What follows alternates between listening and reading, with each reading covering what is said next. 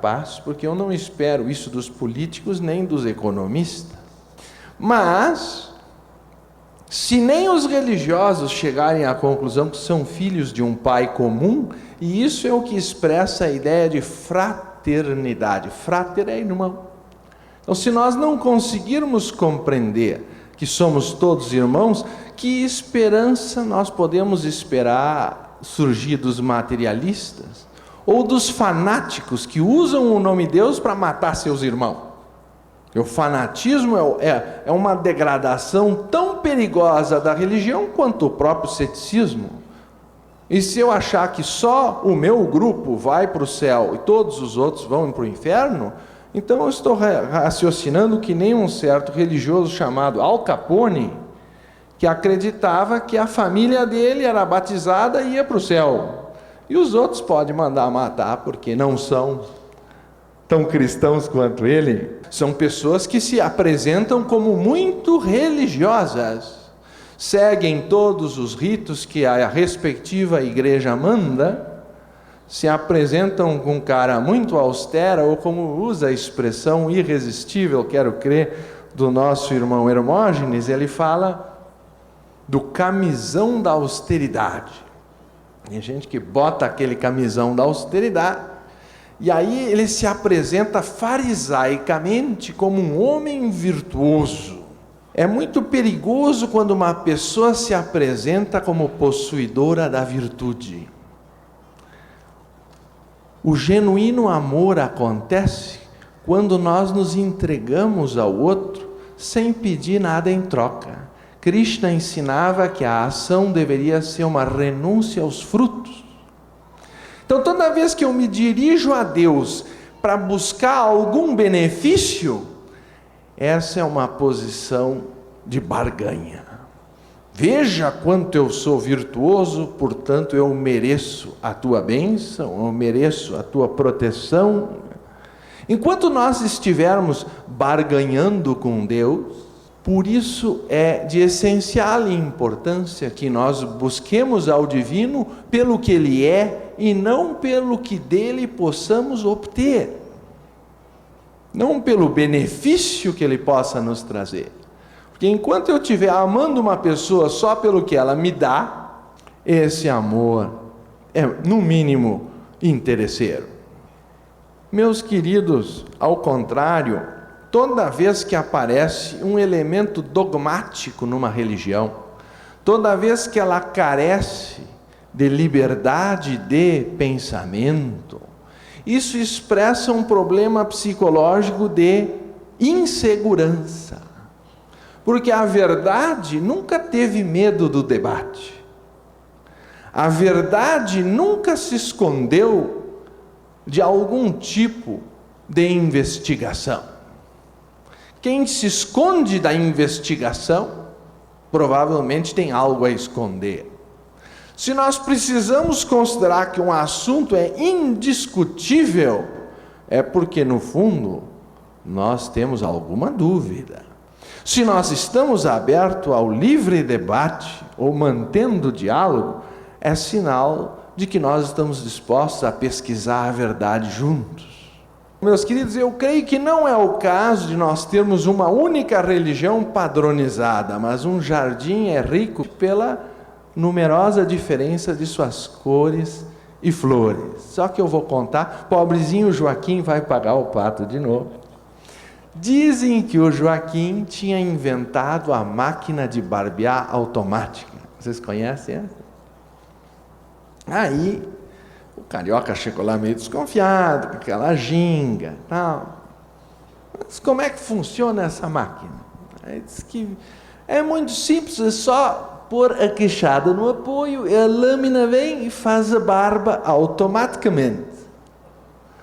Você ficou meio desconfiado, mas diga-me uma coisa, um é mais narigudo, outro é beiçudo, outro tem um queixo redondo, outro tem um queixo pontudo, um tem uma verruga aqui, outro tem não sei o que ali. Como é que a lâmina se ajusta a estas diferenças? Aí o Joaquim teria respondido, deveras existe algum pequeno probleminha, mas somente na primeira barba. Depois está tudo resolvido. Então, pelo amor de Deus, imaginem se nós tivéssemos só uma religião no mundo e todo mundo tivesse a mesma cara que nem depois da primeira barba do Joaquim. Então esse mundo estaria empobrecido, porque as diferentes religiões são como diferentes flores de um jardim, se não mesmo pétalas de uma mesma flor. E nós temos que perceber que elas são complementares. Eu vou mostrar para vocês uma das minhas passagens prediletas do Gita, no versículo 4:11, que diz: de qualquer modo que os homens se aproximem de mim, lhes dou boa-vinda, pois é meu, ó Partha, qualquer caminho que os homens tomem. Então, essa é uma das passagens mais universalistas que eu li em todas as religiões. A ideia de que todos os caminhos levam para Krishna, porque Ele está em todos os caminhos. Agora, quando Cristo dizia, eu sou o caminho, a verdade e a vida, ninguém vem ao Pai senão por mim, eu pergunto, Ele estava se referindo ao seu corpo físico ou à sua natureza onipresente e espiritual? Ele estava dizendo algo diferente de Krishna ou ele estava dizendo a mesma coisa com outras palavras? A tradição costuma associar ao corpo de Jesus. E aí nós temos um problema, até porque esse corpo não está mais conosco. Agora, se nós compreendermos o que está dito por ele, naquele dia sabereis que eu estou em meu Pai e vós em mim e eu em vós, eu creio que ele estava se referindo à sua onipresença. Como Krishna disse que todos os caminhos levam a ele, também Jesus dizia a mesma coisa em nome da sua natureza espiritual, da compreensão da sua união com o Pai. Mas, se pelo raciocínio do umbigo eu preferir uma forma à outra, essas duas religiões poderão não se entender. Ou quem sabe o budista vai dizer que Deus não tem forma nenhuma, porque eles preferem tratar o universo como uma lei.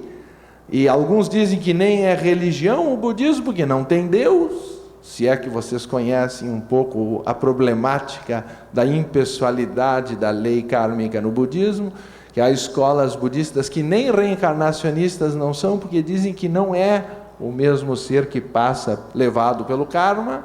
Eles são totalmente despersonalizados. O budismo é a doutrina de anatta, negação de Atma. Então, cada religião tem a sua ênfase. E nós vamos encontrar que o islamismo não aceita a manifestação de qualquer pintura da forma de Deus.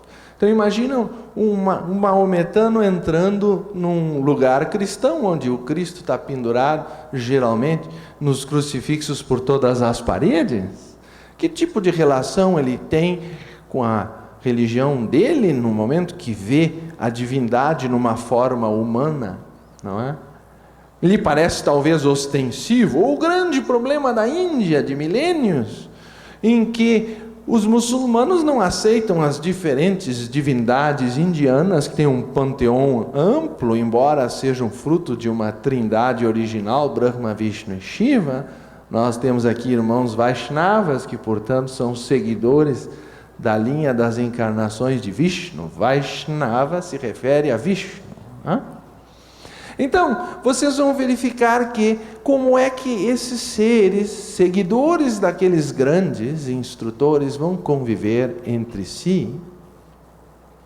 Mas eu acho, esse é o meu sonho, que se o Cristo, o Buda, Krishna e Maomé sentassem na mesma mesa, eles seriam a própria manifestação da comunhão dos santos ou da grande fraternidade. Eu não consigo imaginar esses seres lutando entre si. E se nós formos reais seguidores desses grandes instrutores, nós temos que seguir-lhes o exemplo da paz e da tolerância, acima de tudo. Então, passo a palavra, apenas lembrando que o nosso primeiro objetivo na Sociedade Teosófica é de formar um núcleo da fraternidade universal da humanidade, sem distinções de raça, credo, sexo, casta ou cor. Muito obrigado.